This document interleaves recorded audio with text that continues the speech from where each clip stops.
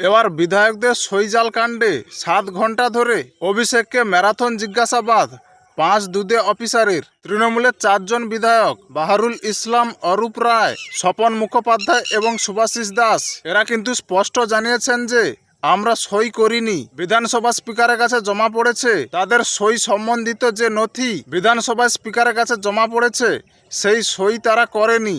এছাড়া সিআইডি সূত্রে জানা যাচ্ছে যে একাধিক বিধায়কের নাম ক্যাপিটাল লেটারে ইংরেজিতে লেখা আছে।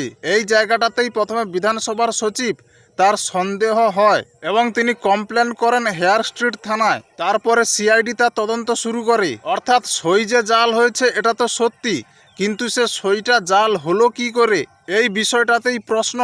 সিআইডি আধিকারিকরা জানতে চেষ্টা করছে। তারা জানতে চাইছে যে অরিজিনাল কপিটা কোথায়। যে বিধায়ক বলছেন যে তারা সই করেনি, তাহলে তাদের হয়ে সইটা অথবা তাদের নামটা ক্যাপিটাল লেটারে লিখেছে এটা কে, এই বিষয়টা জানার চেষ্টা করছে সিআইডি আধিকারিকরা। অভিষেকের কাছে প্রায় 7 ঘন্টা ধরে